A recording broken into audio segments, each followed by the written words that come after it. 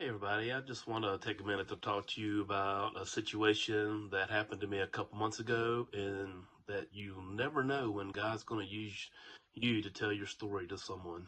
Um, so back in October, I went down with a group of people to North Carolina and to deliver some goods and help out down there. So each vehicle was teamed with somebody that was armed because we were early on in the process of people getting in there to help out. And I was teamed with a guy. He was ex-military. He had been down there the week before, and so he was telling me a little bit about what happened the week before. And but we really didn't have too much of a conversation, other than what we're going to expect in North Carolina.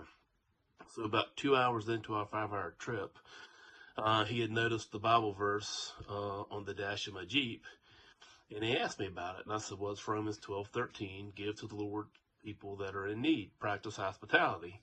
I said, that's the Bible verse that we had selected for our Jeep ministry, and this is kind of what we're doing now. We're going down to help out the people in North Carolina that are in need and from the Hurricane Helen.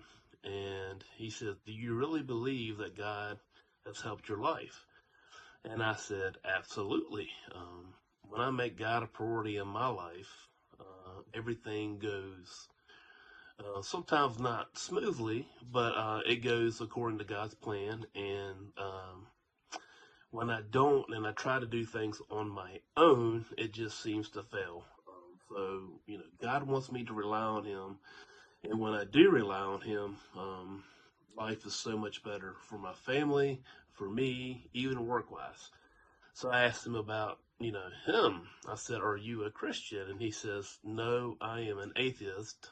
He says, really not an atheist, but an agnostic. He doesn't really believe in God. Everything that he's done in his life, he has done on his own. Um, and he began to tell me a little bit about his life story, and man, what an upbringing that he had, and that he was going through some legal issues right now that he was trying to fight, that was done by a family member that kind of used one of his IDs. And through the process of us talking and me kind of giving my testimony about God in my life, it kind of opened up eyes for him a little bit. And through that process, he asked me to pray for him through his legal battles. Over the next 2 to 3 months, we were continuing to talk back and forth over the phone, text messages, and all that. And he was giving me updates on his legal battles.